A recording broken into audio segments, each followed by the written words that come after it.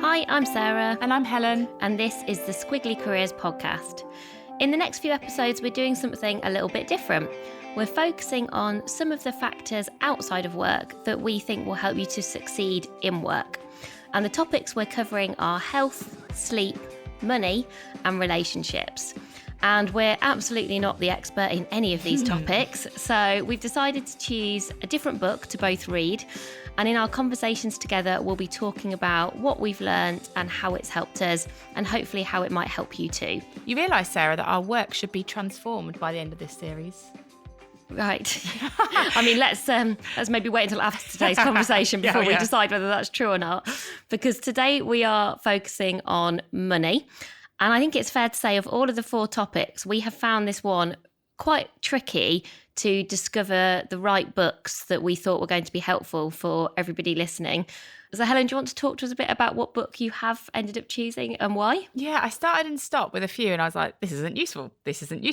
And I ended up with one which was interesting. I've had to work quite hard to make it useful, but I didn't think I could pick up and put down another book on money. So I've gone with a book that has had over 1 million copies sold. It proudly says on the front, The Psychology of Money, Timeless Lessons on Wealth, Greed and Happiness by Morgan Housel. So similar to Helen, I started and stopped quite a few different books. Now, I do want to give a shout out to one book that I did read and just didn't quite work for our podcast format, but was a useful read. And that was Money, A User's Guide. And that's by Laura Whatley. I've seen it in loads of bookshops, gets really good reviews and ratings. And I think as a practical guide to finance, it is really helpful. It will tell you what an ISA is. It'll explain how renting works. But it's almost so relentlessly practical. It didn't really, unless I was going to come on the podcast and talk to you about ISAs and savings, it didn't really feel like it was going to work. But that was a useful book on money. And I've recommended it actually to a few people. I think perhaps particularly if you are starting out, it was one of those books, you think, oh, I wish I'd read that in my early 20s, because I think sort of Laura's own experience with money as well, she sort of reflects a bit on that, but it is a really good practical guide. Then I read a few others that I really did start and stop and thought this is not very useful, or was going in lots of different directions. And then I thought I'll pick a book that I would never normally read, because I think this series is an opportunity for us to do something a bit different. So I read a book called You Are a Badass at Making Money by Jen Sincero, and her books have sold lots and they get incredibly good reviews, thousands and thousands of reviews, but it is not a book I would have ever picked off the shelf. I think the title would have perhaps put me off, if I'm honest, and even how it's described, I was like, oh, this doesn't really feel like something I would normally spend time with. But I think it's good to challenge your assumptions. Yourself. Your growth mindset was in action. It was. And I thought, okay, do you know what? I've not really read very many books on money, so let's see. And then let's see if I think this would help me with me and my career. So should we dive into what have we learned about money? Do you want to go first? Yes. Okay. So bearing in mind mine is a bit more psychological, given the nature of the book. The first thing that I learnt, being rich is different to being wealthy. Tell me more. I'll tell you more. Okay. So I've written down rich equals your current income. So cash and flash is what I wrote down. Right. So like your current income, your ability to take yourself out for a nice dinner, to buy yourself some nice clothes. Like if you can afford to do that, you are sort of rich today. But that is different to wealthy, because in the book he says that wealth is hidden. So it's not cash that you flash, it's the stuff that you can't see. Okay. It is basically income not spent. So you have that money, but you are choosing not to spend it. So like savings. Well, yes, and we'll get on to savings. Right, I'm going to get on to I've got my second thing I learned was about savings. But I thought that was quite interesting, actually, just to distinguish between, just because you see somebody, let's say you see someone who's got lots of things, you're like, oh, wow, they always dress really well, or they've got a nice, they look nice, or they've got nice things. That might mean that they've got a lot of current income, but that is different to someone who is wealthy, because the point in the book is that actually someone who's wealthy has money that you can't see. It might be invested or it might be saved, and actually over the longer term, wealth is what matters. Okay. So that was the first thing I thought was an interesting thing to reflect on. On to savings, Sarah. Okay. Here you go. Savings are the gap between your ego and your income. Ooh, which I liked. Tell me more. And it said, there was a nice little quote in the book. It says, savings can be created by spending less. You can spend less if you desire less. You will desire less if you care less about what other people think, which is where that ego bit comes in. I thought that was really interesting, like how much of your spending is driven by something that you want to acquire because it will influence what other people think of you. And I don't think a lot of people would admit that, but are you dressing nicely because it makes you feel good, or because it's to fit in with other people, or it's what's expected of you in a certain group? Or are you buying a new car because your friends have, or is it because, you know, you generally think it's going to get you to another place more comfortably or faster? That kind of stuff. I thought it was interesting. Savings are the gap between your ego and your income. What do you think about this statement? I was just trying to think about anything that I spend money on that feels more ego related, because I think I'm more of a saver than a spender. What would you describe yourself as? You know the answer to that. You know, I was reading this with like two different. So Sarah and I are like super different with money, and I am definitely more like rich, and Sarah's more wealth, I would say, based on what we've got to. Because I do like buying things, and I don't really know whether it's ego driven though. It did make me question. Like, I just really like nice things, and I like nice clothes and nice watches and nice things. Like, I'm always like, Sarah and I have known each other 20 years, and that has always been me, right? I've always been that person who's. And I was just thinking, I was thinking more about you when you were talking about ego than I was about me, because I was thinking, I'm not sure your purchases are driven by ego. I think they're driven by enjoyment. Yes, I think they are too. I just I like a new bag, and I like it. Though it did make me think, I'm considering buying a new watch, and I was like, but am I buying this new watch for ego, or am I buying it because I just like a new watch? And it's really made me pause on my decision purchase. And I think that's one of the things that you and I were together yesterday, and we were talking about some of the challenges of finding useful books on money. But we were both saying that almost the process has encouraged us to reflect on our relationship with money. And it did remind me that when I was younger, I used to have, you know, when you go to a bank, they give you the little bags for putting money in. And I don't know if, the little see-through small bags. The little plastic ones for your pennies. I thought you meant like some kind of like, I was like, how much money did you have? Like, millions. Some tote bag or something. No, you know the little small ones that you get. Well, I used to when I was younger. Yeah, and I used pennies. Yeah, so I used to save up like 5p's and 10p's and 20p's. And so from like my pocket money or money that I'd got, and I would like keep all of that money. I've got quite vivid memories now I've thought about it, like almost like hoarding. And I just quite liked it. I liked seeing it grow. And I'd not even got anything specific that I was saving for, which I thought, oh, that's quite interesting. It wasn't like I was motivated by, oh, I'm saving up for this, you know, magazine as a kid, or this top that I want to buy. I just liked that feels good that I have saved that money.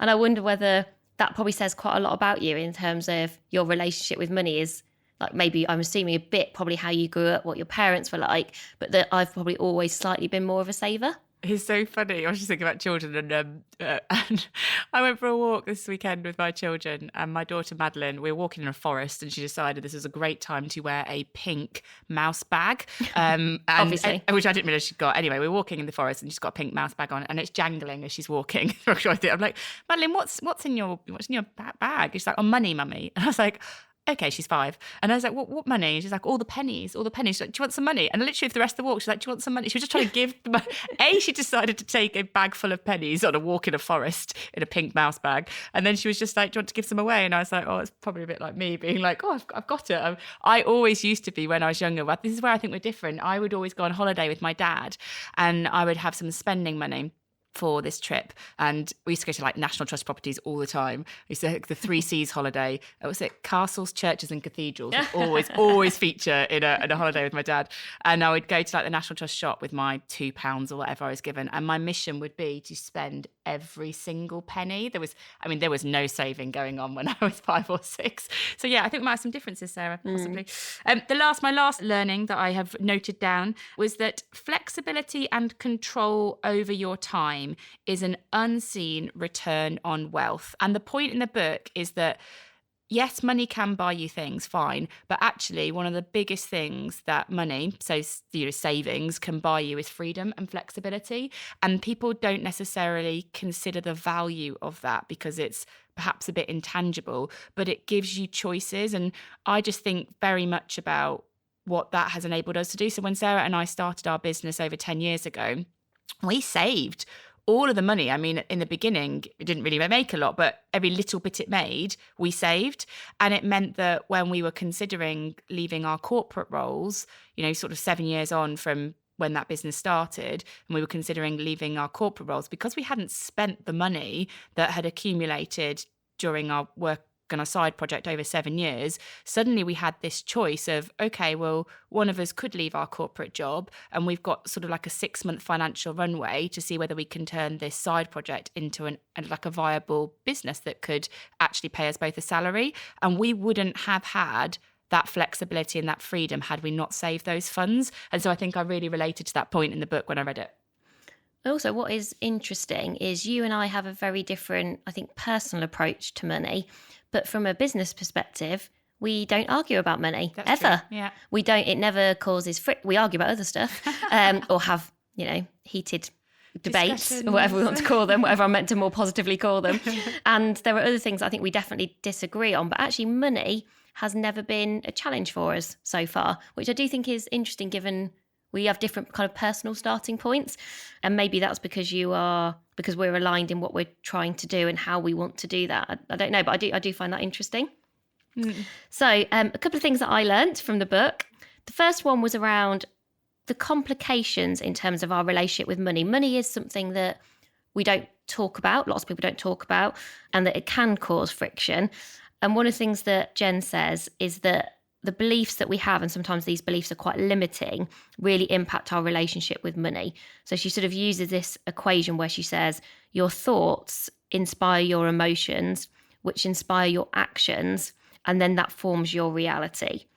And her argument is that sometimes we are very attached to the unhelpful familiar, which is her sort of starting to point to why you might stay in a job that feels very safe and secure, because you'd be worried that, okay, well, if I did go to run my own business or I did try to do something different, what are the financial implications of that? And we're always kind of happier with kind of what we already know. And it's sort of about our relationship a bit with uncertainty. And I was thinking about, I think for me, from a money perspective, as I've got older, as I've kind of grown into an adult away from my 5p money bags from a kid, I do think I've got some limiting beliefs around money because I wasn't very good at maths at school. So I was like, because I actually think from a thought perspective, I always think I'm just not very good at numbers. I think then my emotion is I'm nervous about money. I get quite nervous about, I don't think I understand. I don't think I would be able to make kind of good decisions. And then in terms of the actions that inspires, I think that makes me very cautious. And it means that I would always sort of play it very, very safe in terms of the money that I've got. So I hate the idea of losing money that I've earned. So, I'm sure you should like invest, to make good returns or whatever.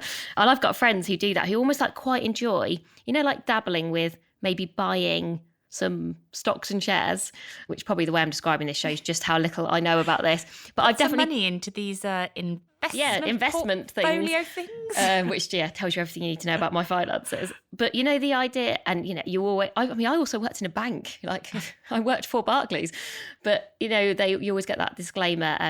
With your investments, your money can go up and down, and you need to be aware of that. And I was like, the idea that money that I have worked hard to earn could diminish, could go down, I find that really difficult to get my head around. I also get that then there's a really big upside that you could invest in something that then there could be really big rewards. But that kind of risk reward thing, I was like, I think I am, it really made me think I am quite risk averse. It's why I don't have like loads of savings or, Helen and I talked about we sort of need to sort our pensions out and all those kind of things. Like we are definitely not role models at all when it comes to money. But I from reading the book and thinking a bit more about money, it definitely made me think about what are the beliefs that I've got that might sometimes get in my way around money. So I found that quite interesting. As you go through the book, there are some questions and sort of exercises that I did find useful to consider. So one of the questions was write down 5 positive words to describe money. And I was like, that's quite interesting. Just like to see what words you would write down. So I wrote down opportunity, presence, freedom, experience, and food. Nice. because I was like, oh, and I think that is a good exercise. I was like, oh, do. right, like it's kind of what does money mean to you? And especially, you talked about feeling nervous about money. I think those words could help you to create a more positive association with it. Yeah, which is exactly what I think Jen is encouraging you to try to do. And then almost finish this sentence. I'm grateful to money because. So, if you have almost like, you're not sure how you feel about money, or perhaps you worry about, sometimes you feel a bit uncertain about having money, or maybe apologetic about money. So like, what is good about money? Like, why it's a good thing. We should try and have a good relationship with money.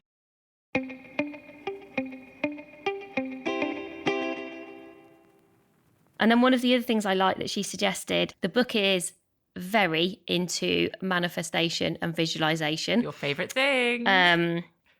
Which I found challenging at times. I think it's fair to say. We'll come on to that.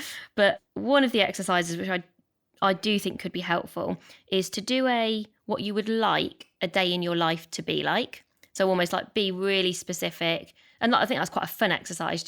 And you might do one version of a day in the life that doesn't feel too far away from where you are today. And maybe you do one really ambitious one.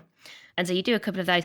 And then you sort of ask yourself the question, and what does that mean in terms of like money? And what does that mean in terms of like finances? So if that is a day in the life that I'm really motivated by, or that I'm working towards, like what does that mean that I would need to do, or the decisions that I might need to make? Because one of the points that she does make is sort of, if you want to change your finances, you have to be prepared to make changes. It's not just going to happen. You have got to proactively make some choices and some decisions. So I thought those were some useful things as we went through the book. And then my final thing is something a bit different, and is cheating. So I ran out of things from the book. Never a good sign. Never a good sign. And then I listened instead to an episode of TED Business called The Emotions. This is such a cheat, Sarah. Sorry. Right, so you ran out of but it's three really things. good. This is right. good. This is like an extra bonus. It is from something else. This is the TED Business podcast, and it's called The Emotions Behind Your Money Habits. And it's a guy called Robert A. Bell. He's an accountant, and it's really short. You listen to it for like 13 minutes, and I really enjoyed listening to that. I found it helpful. And he talks about how basically your relationship with money reflects your relationship with your life. So, and how a spreadsheet can actually tell a story about who you are and what's important to you. And almost by coincidence, I didn't know this is what he was going to talk about. Me and my partner have actually been through this exact exercise really recently. And so what you do is you do a spreadsheet where you sort of say, here's everything I've spent in the last 6 months, and you categorize it. There are even like some banks and I think and apps that do this for you. So you'd be like, oh, I spent this much on food or on health or on fun stuff, whatever categories you sort of want to come up with. Then you view that spending with a kind of inquisitive and curious mind. So you're not trying to blame yourself or beat yourself up. You're just trying to look for patterns and ask yourself, is there anything you are shocked or surprised by? And his point is, sometimes our money knows us better than we know ourselves. And having done this exact exercise really recently, prompted by my partner not working at the moment, so we were going, we sort of need to think about our finances and do a bit of rejigging, certainly like in the short term. We actually did this and realised that we spent way more than we realised on takeaways. So I talked about how much That doesn't surprise me. You're always having a takeaway. Not anymore. Oh, Not anymore. right, okay. Not since the old spreadsheet came into life. Are you cooking more in now? Well, when you say me, I mean, sorry. obviously I'm not cooking more. But his whole point is, it's the difference between avoiding versus being accountable. So I would have always said like, oh yeah, we definitely get a few takeaways. Like, I love food. That feels, I'm not going to apologise for that. That's something I really enjoy. But when you do the spreadsheet, I was surprised by like the frequency and just like the number, as in like the amount of money you're then spending on that thing. Basically, Deliveroo is making a lot of money from my house. And then you sort of ask yourself, okay, so like, why is that? Is it because you're having a particularly busy week? Is it because you're stressed? Are you doing it when you're stressed and when you're celebrating? Almost, it's interesting to see what are the behaviours that are driving that spend. And then thinking about, do you feel good about that? Does that make you feel proud about spending that money? Or is there something you want to try doing differently? And so I think the reason I liked listening to him is I was like, it felt really practical and it felt very doable. And having done it, and that was a pure coincidence, it's meant that things like, we still get takeaways because I love getting a takeaway. but we probably get like 70% less. We probably just get like one every week or one every other week. And suddenly you spend a lot less, and then I feel good about that. Or you realise things like, recently, I was actually telling Helen this week, I realised I was spending like twice as much on my internet as I probably should be. And it sort of prompts you to just reevaluate how you're spending your money, but not in a way that made me feel bad, in a way that actually made me think, I'm going to do something about that. I'm going to take that accountability. So it's quite a simple thing. And I'm sure some people listening are probably already very on top of this stuff and have done it before. I certainly hadn't. I hadn't sort of looked at my money in this way. And I think then you can sort of, my partner, I have to say, is an accountant. So this spreadsheet that we have created is incredible. I'm also not allowed to touch it because I might mess up I think there are formulas and all sorts. What's interesting is my partner just enjoys the process of the spreadsheet. I think I enjoy the so what of the spreadsheet. He actually enjoys creating it and tracking it, but I'm not sure if he'd necessarily do anything that differently. Whereas I sort of go, oh, that's really interesting. I think I could spend a bit less on Amazon, or I could spend a bit less on takeaways, or I could reduce my internet and still get the same broadband that I need. So that's been a very practical thing that I can personally say has been really helpful for me. And then listening to that podcast, I was like, oh, that's him sort of reinforcing something that I have experienced as being really, really helpful. You know, I love a scale and a matrix. Obviously. And listening to you makes me think about like a scale where on one end of the scale you've got wasteful and on the other end of the scale you've got watchful. And I was listening to you and thinking, I really don't think I'm very good at managing money at all. And I think that I avoid, to your point, I kind of actually avoid looking at it. So I would very rarely go into my bank account because I'm like, oh gosh, there's loads of stuff that I probably should stop subscribing to, or I've probably done like way too many top-up shops in a week. Like, those ones that whether you incrementally spend more because you're doing like lots of top-up shops. And it makes me think probably if I was to look at a scale at the moment between wasteful and watchful, I'd be much more towards wasteful because I avoid looking because I think it's almost a bit scary. But I think if I could become more watchful and almost think of like one small change a week, and maybe that's too frequent, or like, one action for money management a month. You love the alliteration. But I think I could make sort of incremental improvements. Spending loads of time in my bank balance and completely changing the way that I live and spend feels a bit daunting. But thinking, is there one subscription that I could cancel? Is there one top-up shop that I could stop? Like one small action a week or something like that. I think over time I could probably become more watchful and less wasteful. But I think a radical change overnight just makes me think, oh no, I'll just do that another day. Yeah, I think that's a good way to view it. It is interesting because we've been thinking about this topic for 3 or 4 weeks. And I think because it has been a hard topic to find books that we could both really connect with on. But I have spent quite a lot of time thinking about money. So, I mean, lots of companies are not as well off now because of this, because I have probably changed or cancelled or realised that I was spending money in certain places, exactly to your point, that was wasteful. And it's really been a prompt for me to do something about that. So that's probably what it's made me do differently. So reading Jen's book, listening to the podcast, reading some other books, and even like reading Laura's book, which, like I say, sort of described in very simple terms to me, some things that I probably didn't understand that well, just made me start to go, am I being as accountable as I could be with my money? Also made me think a bit about who do I admire in terms of how they sort of not necessarily spend their money, but almost like manage their money. And I've got a couple of friends where I feel like they're really on top of it.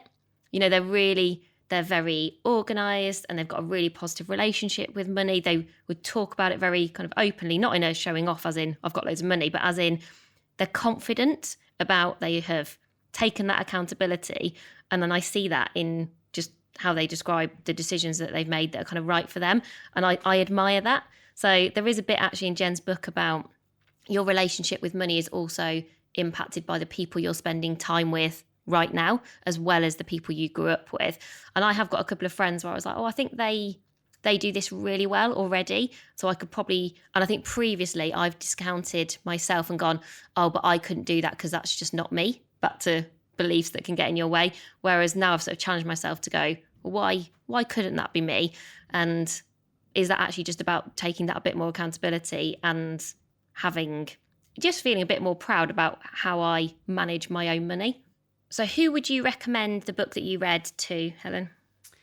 I think as long as you're not looking for quick tips. So if you want kind of quick tips, this isn't the book for that, because you have to work very hard to kind of get something useful from an action perspective out of it. But I think if you have got a bit of time to think about money and you want to think about your relationship with money, it's actually got a nice couple of stories in there, slightly weights it towards Warren Buffett. There's a lot of Warren Buffett and there's a lot of Bill Gates references in the book. But if you want some stories to bring it to life, if you've got some time to think about money, I think this is a good book. If you want to take action, if you're already in the headspace of I need to do something differently, this probably isn't the first book to read. But if you're just thinking, maybe I could do something different with money, maybe I'd like to improve my relationship with money and understand it a bit more, and you've got the time to reflect on it, that is who I would suggest this book to. What about yours? Long pause. So I think if you like the title of this book... And repeat it, Sarah, because you said it so positively. You Are a Badass at Making Money. Sounds great. So if you like the sound of that title, I suspect you might like the book. If you are very on board with the word awesome and manifesting, then I think, and visualization. I'm so proud of you for reading this book. I think you might enjoy it. There are some useful things in there, but they are repeated, I would say, quite frequently. And I did have to work quite hard to get through the book.